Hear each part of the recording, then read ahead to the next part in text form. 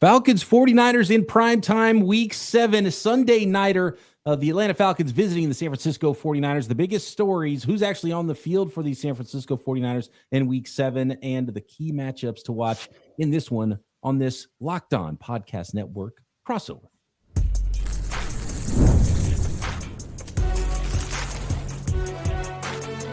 You are Locked On NFL Crossover, part of the Locked On Podcast Network.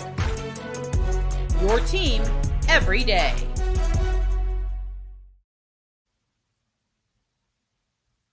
Welcome to another Locked On Podcast Network crossover episode. Brian Peacock here of Locked On 49ers, along with Aaron Freeman of Locked On Falcons, getting you ready for some Week 7 action. A primetime affair.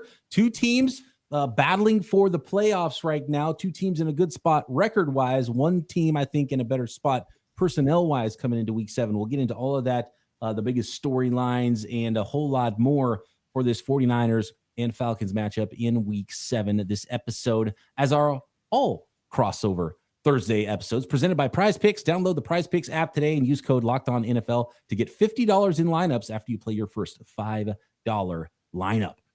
I told my listeners this week, Aaron, that this was a red-hot Atlanta Falcons team coming into San Francisco for a primetime matchup. What's the biggest storyline going on in Atlanta with these Falcons? And am I right about this team being hot right now? Come on, Buffalo Bills, Monday Night Football, big win. Bijan ripping off 80-yard runs. This is a scary football team right now after getting completely shellacked by the Carolina Panthers a few weeks ago. Yeah. It's red hot. The question is, will they stay red hot? Because this is, you mentioned that Carolina Panthers game, and they were coming off an impressive Sunday night win over the Vikings the previous week on the road. And it was like, okay, they're going to be able to take care of business against Carolina. And they had the letdown of all letdowns against that team, losing 30-0. And so they come off this big win, the biggest win this team has had in a very long time, a very, very long time, many years, Brian. And it's the question of, can they maintain this momentum? You know, you got a short week, you're going on the road, you're facing a tough 49ers team. I know they're pretty beat up. This is maybe not the juggernaut 49ers of a couple of years ago, but still certainly a team that can do some damage. You know, they're 4-2 for a reason. Are you going to have the emotional letdown? And so that's kind of the big story of this week is like, are the Falcons going to have that same sort of emotional letdown that they've had too often over the years coming off these big wins? Or will they be able to maintain this and show the world and myself, who is never can trust the Atlanta Falcons ever again in my life? I will never go to my dying day. I will never trust them. But, you know, to at least be like, okay, like maybe you can trust them a little bit, you know, because they'll be able to come in and continue this momentum into this 49ers game. I don't think you can trust any team in the NFL right now. I thought the Bills were a team you could trust. I thought the Lions were a team you could trust. I thought the Eagles were a team you can trust. Turns out you couldn't over the course of the last couple of weeks with some of those teams. So, look, there's just as good of a chance that the Falcons pull a Bills on the road primetime night game, which is a real thing in sports. And for some reason, it's a difficult thing to do, especially in the NFL, to go on the road one day less to prepare. We saw the 49ers get to pull one over on the Rams a couple of weeks ago, and we thought, man, no Nick Bosa. That is really the last straw, and now this team's going to collapse. Short week against the division rival, and the 49ers not only competed, even though they were 8.5-point dogs, they won that football game. So even with the 49ers and all the injuries, and we'll go into all of it, the NFL is such a strange beast, and it is controlled chaos in a lot of ways, and sometimes uncontrolled chaos. And week to week, you just never know exactly which football team is going to show up. And you know that as well as anybody covering the Atlanta Falcons, Aaron. So that's the most interesting thing, I think, in this one. We'll talk a little bit more about the line that I think is completely wrong for this game a little bit later. But of course, the biggest storyline, and this happens, it's almost getting old with these crossovers, because we are instructed to talk about the biggest storylines, which every week is the injuries for the San Francisco 49ers. It's just, which player are we talking about? We're talking about a lot of players here. The 49ers now lose another player that, again, is this the straw that breaks the camel's back for the San Francisco 49ers? They were able to compete without Nick Bosa. Can they continue to compete now without Nick Bosa and without star linebacker Fred Warner. And that remains to be seen. I am not optimistic about the 49ers the rest of the way without those two players on defense. And I'll talk a little bit more specifically why and what areas in the key matchups. But beyond Fred Warner, who we know is not going to be out there, second-year linebacker out of Florida State, Tatum Bethune is going to be in there. He's the green dot player. He's the Mike linebacker for the 49ers now. Brock Purdy and Mac Jones, both limited in practice as we record this episode on Wednesday evening. And so after Wednesday's practices, according to Kyle Shanahan, both Mac Jones and Brock Purdy limited, but Coach Shanahan did say that Purdy with his turf toe is more limited than Mac Jones, who's dealing with both a knee and an oblique injury. So it's looking like, and we don't know for sure yet, but it is looking like it's going to be another Mac Jones start for the San Francisco 49ers. One big player, though, on the injury front that the 49ers will be getting back is George Kittle.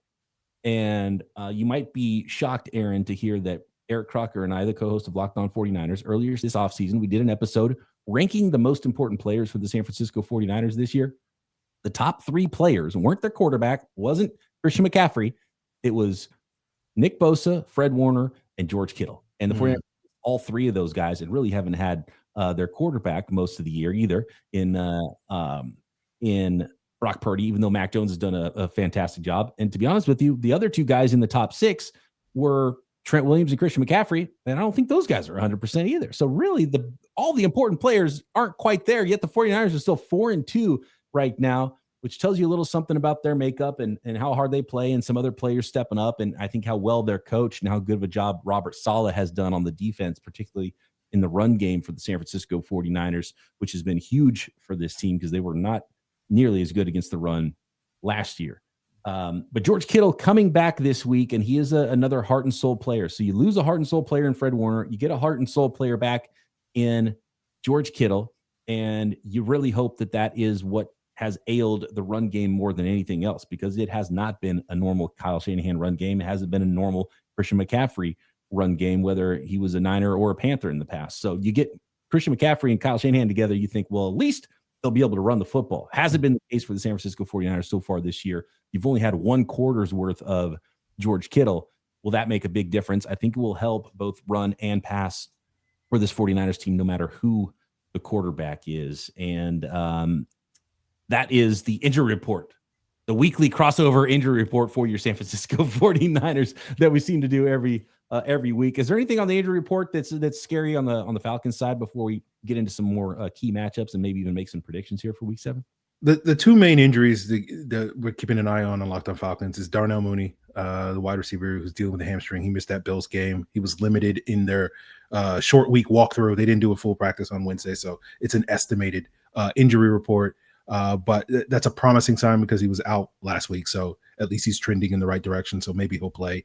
But you know how tricky those hamstrings are. And then the other one is Jake Matthews, their left tackle. He exited the game right before halftime on Monday night with an ankle injury, missed the entire second half.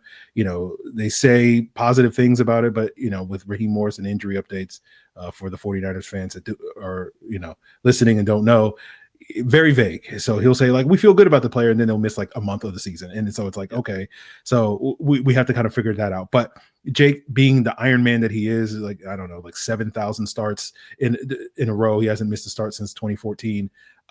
You know, the expectation that if he can play, if he's close to playing, he'll play, because he's been that type of toughness and an Iron Man guy. So optimistic that he'll play, but obviously those are two big important pieces on their offense.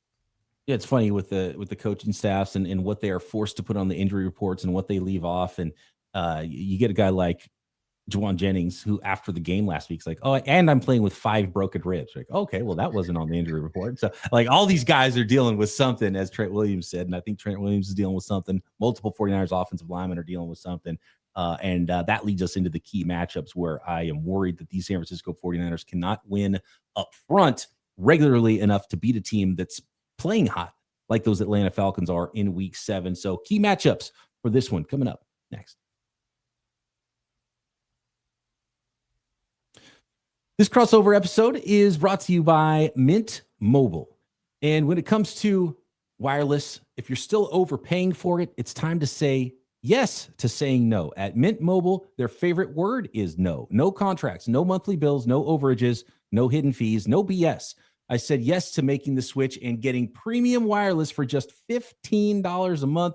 Mint makes it simple. All plans come with high-speed data and unlimited talk and text delivered on the nation's largest 5G network.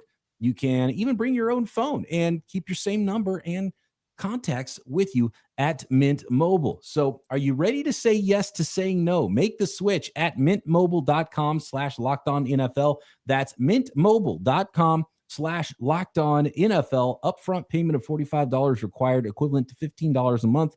Limited time new customer offer for the first 3 months only. Speeds may slow above 35 gigabytes on unlimited plan. Taxes and fees extra. See Mint Mobile for details. And this Falcons and 49ers crossover episode is also brought to you by Built. And how about making money when you pay rent? Because I know nobody likes paying rent, but if you must, you might as well get something for it. That's where Built comes in. Built is changing the game by turning your rent payments into real rewards you can actually use. When you pay rent through Built, you earn flexible points that can be redeemed toward hundreds of hotels and airlines, a future rent payment even. Or how about your next Lyft ride and a lot more?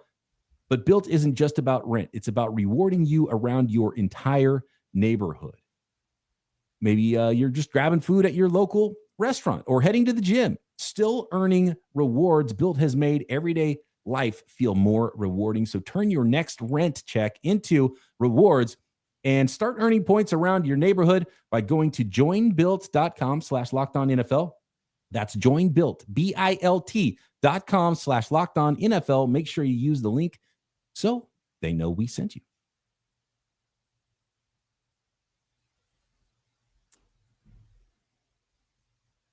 Locked On 49ers, Locked On Falcons, Week 7 crossover. Looking at the key matchups now in this game. Aaron, when you look at the 49ers, you look at the Falcons, where does your mind go? What kind of a football game do the Falcons play, and do you think they can play that style against these San Francisco 49ers? Well, they definitely want to run the football. That's the foundation of their offense, and they're starting to get their passing game going. They've been able to improve the quick game the last couple of weeks. They finally got their play action passing game going this past week against Buffalo. You saw it on Monday night for those of you that caught it. A lot of explosive plays from the Falcons, basically running their offense entirely through Bijan Robinson and Drake London this past Monday. And for me, when I look at this 49ers matchup, with Fred Warner being out, I know Fred Warner is such a sort of integral piece of that defense, but I'm curious, Brian, to pick your brain on, with Bijan Robinson being a big part of the Falcons passing game in a similar fashion that Christian McCaffrey is for the 49ers offense, with Kyle Pitts also being a presence in the Falcons, passing game over the middle at the tight end position. Drake London, they've been featuring a lot as sort of, making some of those catches over the middle and down the seam. I'm curious, where would Fred Warner's job be? Would it be kind of all of the above? He would kind of be that linchpin to keep all of those entities in check? Or is there one specific aspect of that there's okay, Fred Warner's going to take this out of the game or contain this element, and now that he's out of the game, which one of those three things is going to be the thing that you would be most worried about blossoming? And that's kind of where my mind goes. Yeah, and that's what made Fred Warner so great, because he was the best all-around linebacker in the NFL, and he's good against the run. He's got range. He can chase people down, chase down ball carriers. But his ability as a communicator, as smart as he is, the range he displays and his ability to cover is something that is pretty rare for linebackers in the NFL. And that's what worries me the most about this this swap of Fred Warner for Tatum Bethune. I think Tatum Bethune's a fine player, and you can find linebackers who can go tackle, right? And in most cases, that's the thing that they're better at. And they get into the NFL and they're like, okay, well, their head's swimming. They're getting their turnstile in the passing game because they don't know what they're doing. And and so I think communication is one. We did see some coverage busts after Fred Warner left the game. Now that's tough because it's mid-game and all of a sudden there's a new green dot guy. There's a new guy relaying calls. And so that could be a little bit more difficult. So hopefully that's something they can fix quickly if it was in fact because of that communication from the middle linebacker. But coverage ability, Tatum Bethune is just not going to be Fred Warner. And I think he can stop the run fine enough. He's a thumper. He got 10 tackles and after he replaced Fred Warner in that game. And, he might not have quite the range, but he can get downhill and he can hit ball carriers.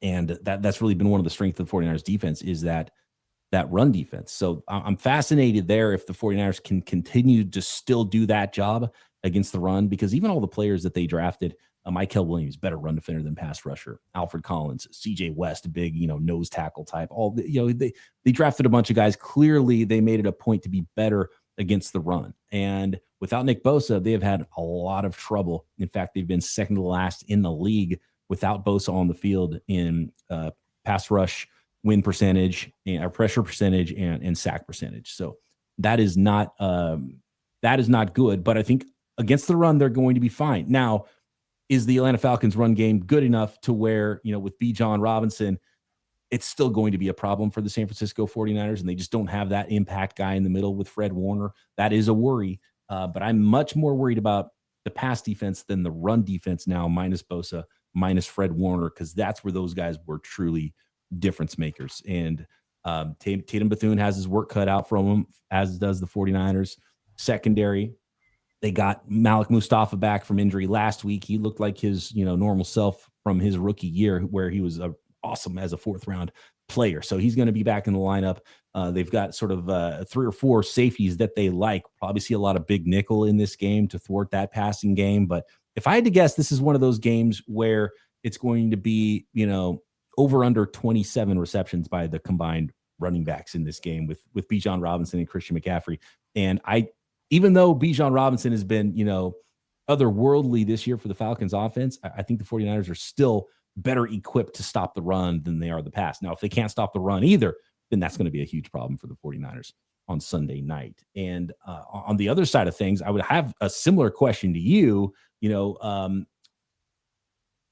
wise, safety wise, covering George Kittle and Christian McCaffrey. That is where the offense is going to be run through in this game. I don't think we're going out on a limb saying that Kittle and Christian McCaffrey can be targeted heavily in this game. So how are those Falcons covering over the middle of the field? Yeah, I think the worry if you're the Falcons is George Kittle being this shot of adrenaline for this 49ers offense. You mentioned it earlier with the run game. The Falcons have not been great stopping the run at all really this season. Their best run offense is their high-scoring offense. If they could just force teams to abandon the run in the second halves because they have a lead. And so Kittle can impact there as a blocker. And then, of course, the pass catching ability, Kittle being a really dynamic tight end, even at his advanced age. I think the Falcons are best equipped to deal with George Kittle than they have ever been in the history of George Kittle time. I remember that game, I think it was in 2019, where he had like 15 catches or something like that. Like, it was just basically like, he gonna catch everything they throw to him, and we got to shut down everybody else. And that was their formula to beating the 49ers on that particular Sunday. But, I think with Divine Diablo, who's been a real boost to the Falcons linebacker core, given his speed, his range, and coverage ability, they're best equipped to keep maybe Kittle contained, as well as Christian McCaffrey in the passing game. Caden Ellis, that's not really his strength of his game. He's much more of a pass rusher. And so if you can have Diablo sort of helping out there in terms of keeping Kittle contained, you'll probably see a decent amount of Jesse Bates, their safety, also sort of tasked with that, as well as their nickel cornerback, which seems like it might be D. Alford again this week, just because Billy Bowman, their rookie 4th round pick, is still dealing with a hamstring injury. So that's another injury that we'll keep an eye on. But I think they'll be best equipped to prevent Kittle from getting 15 catches. Now, that doesn't mean he still won't get like 7 catches. And so if you want to go over the prize picks or whatever and do your more or less projections, folks, I still think going with Kittle on whatever that is might be a good bet for folks. But I don't think I think this is the best opportunity for the Falcons defense to not let George Kittle take over the game like we know he can do.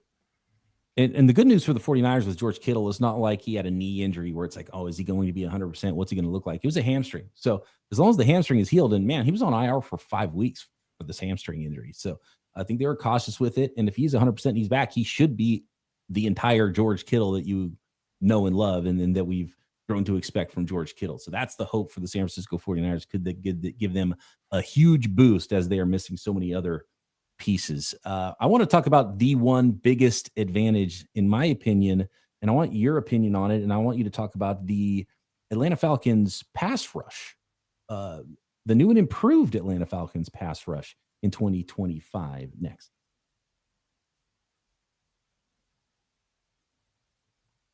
This episode of Locked On 49ers and Locked On Falcons is brought to you by Mazda. And Mazda is always moving the game forward. Mazda crafts cars for those who do more than simply move. Mazda delivers confidence with every ride with more IIHS top safety pick awards than anyone else. From footwork to breathwork, athletes sweat all the details. And Mazda brings that same intention to how they craft every single model and every single vehicle, and you can feel the craftsmanship when you sit in a Mazda, when you drive a Mazda. I've been driving a Mazda CX-5 for 10 years, and it blew me away when I test drove it. I wasn't even sure I wanted a Mazda until I drove it, and I was like, well, this is better than everything else I've test drove in its class. It's unbelievable. And it, from the way it drives, the way it feels, the infotainment system, everything just feels right, and they really do pay attention to details when it comes to driving a Mazda. And with all-wheel drive standard in every crossover SUV, you can drive with confidence through almost any season. So like the players on the field, Mazda sweats every detail, because when you make every move count, impossible becomes irrelevant. Mazda, move and be moved.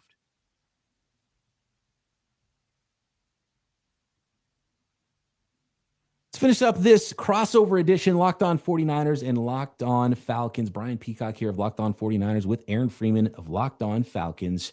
And before I ask your question on how you think this game is going to end, I want you to tell me about the Atlanta Falcons pass rush. And my guy, Matt Williamson, by the way, tune in, Peacock and Williamson, daily right here on the Locked On Podcast Network, breaking down the entire NFL. He loves to bring up this stat where over the last 5 years, the Steelers have the number one pass rush in the NFL. The Falcons have the worst. 10 years, Steelers won, Falcons worse. 20 years, Steelers won, Falcons worse, right? And it's like the Falcons like, enough of this.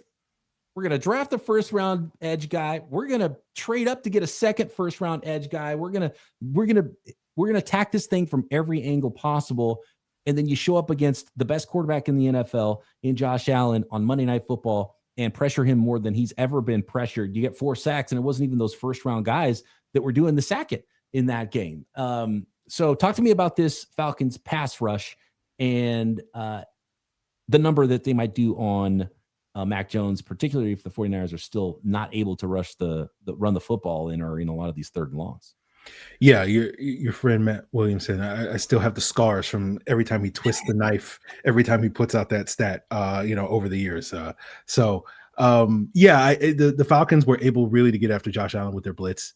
That's really been the key to their new and improved pass rush. It's not one individual. It's not Nick Bosa out there lining up and having that one alpha dog pass rusher that is going to consistently win. It is kind of a pick your poison pass rush where they're able to scheme up, some of the twists and stunts that I know 49ers fans know Robert Saleh is capable of doing, but has always had that sort of alpha that he didn't necessarily have to sort of scheme it all up.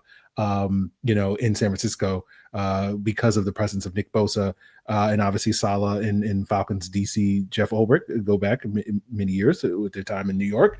And so the main difference is like Jeff Ulbrich is really leaning in on the blitz and the pressures and the simulated pressures and bringing Caden Ellis as a pass rusher, Divine Diablo, Jalen Walker, James Pierce, Leonard Floyd, none of these guys are sort of individual dominant presences, but they're all just like, whether it's stunts and twists, just being able to scheme up different ways to get those one-on-ones, get that unblocked pressure off the edge, and really did a number on the Bills. They weren't necessarily ready for it. Obviously the 49ers will be certainly more prepared for it, but the Falcons are just kind of have to hope that, it's just going to be so overwhelming that you won't be able to stop it. And I mentioned the stat earlier with the pressure percentages, and the Falcons are, I think, 7th in the NFL in pressure percentage. They're number 2 in the NFL in sack percentage. The 49ers are second worst. So you got second worst pass rush against second best pass rush in a lot of ways in this game. Without Nick Bosa, 49ers were top 10 with Nick Bosa. So that's how big of a difference he's made as far as the pass rush goes. And so this is it's a big test for the San Francisco 49ers. And I got to be honest, I'm shocked, Aaron, that the 49ers are favored by 2.5 points. And I'm shocked that after 24 hours, it's still the same line. I thought there'd be so much money coming in on the Atlanta Falcons side because on paper, the Atlanta Falcons are a better football team than the 49ers. And it's much more easy to paint that picture of a Falcons win than a 49ers win, in my opinion, as good as competitive as the 49ers have stayed through all these injuries. So how do you see this one going? Painting pictures. What does the picture of the Falcons win Sunday night look like?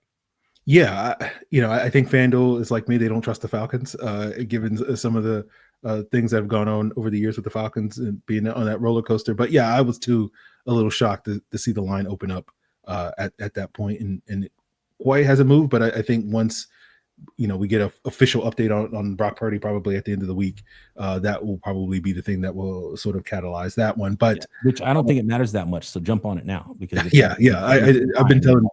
I've been telling Locked On Falcons listeners to hammer that line now so that you can take advantage of that. That was the time to do it because they're both quarterbacks are banged up. So it's not like you're going to get 100% quarterback out there this weekend.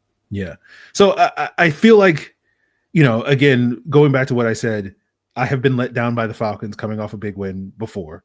And so I am prepared for that. But at the same time, look, I say you only live once. So I say this is the week where the Falcons get that monkey off the back. They make me a believer. They say, Aaron, you can trust us. And I think this is going to be a close game. It's going to come down to the final minutes. I know Eddie Pinheiro, who chose the 49ers over the Falcons as their kicker, has had a better season than the Falcons kicker and John Parker Romo. And so if it does come down to a field goal, that does favor the 49ers in a close football game. So it's kind of a toss-up game to me, but I do feel like the Falcons, if they can do what they have done the last 2 weeks against Washington, against Buffalo, and continue that, they should be able to take care of business against the 49ers. I'm glad you brought up Eddie Pinheiro because this has to become an Eddie Pinheiro game because he turned down the Falcons to sign with the 49ers. Those were his two choices, and he chose the 49ers over the Atlanta Falcons. So, of course, it's going to come down to an Eddie Pinheiro kick, right? So I painted the picture of the 49ers, a team that should be an underdog in this game instead of being favored by 2.5. I think they can be competitive. Kyle Shanahan has shown an ability to scheme up an offense, and that's really the key to this one. Does George Kittle help in the run game? Can the 49ers march down the field, get the ball out quick so you can nullify that pass rush from the Falcons? And then I'm kind of been surprised that Robert Saleh hasn't done the Ulbrich blitz heavy thing. The 49ers have blitzed the same or actually less after Nick Bosa, yet still got no pass rush. So I wonder if that's going to change at some point. And a young quarterback in Michael Penix, you got to get pressure on him. And so I think that's one of the keys. We do have a couple minutes left here. Can you talk to me a little bit about Michael Penix? What are we seeing from him? It's been pretty solid. Like that Carolina game you mentioned was rough, right? He got straight up benched in that game, right? No. It was just Raheem Morris. Like fourth quarter, he's basically game's over. We're putting the backup in. You saw a couple of times with Kirk Cousins. And so that wasn't a bench, but it came immediately after he threw a really bad interception, so it looked like that. And then he bounced back the following week against Washington and played, I think, arguably his best game of his career.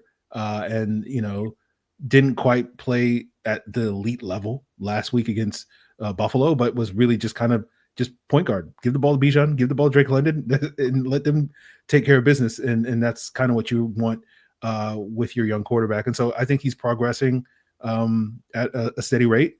We'll see how he handles this road matchup. So far this season, he hasn't been stellar on the road. He was fine against Minnesota, but that game was really just hand the ball off to the running game and just let them cook, as opposed to the quarterback going out there and winning. So this will be a great opportunity to see him tested in a hostile environment against this 49ers team. Yeah, and sneaky familiar opponents too. You mentioned Ulbrich and Robert Saleh connection, and then you've got the Shanahan McVay tree as well. And so I don't think there's going to be a lot of secrets in what these teams are trying to do on Sunday when the Falcons meet the 49ers at Levi Stadium. Primetime, back-to-back primetime affairs for the Atlanta Falcons. So okay, that's what kind of team this is. The Atlanta Falcons. This is a primetime football team. Can they keep the winning streak going? It's going to be a lot of fun, and it's always a lot of fun chatting with you, Aaron. Appreciate you doing the crossover with me this week. And you guys got to check out Locked On Falcons and Locked On 49ers daily right here on the Locked On Podcast Network. And if you want more Locked On and you want more football, subscribe to Peacock and Williamson, myself and Matt Williamson, breaking down the entire league daily right here on the Locked On Podcast Network.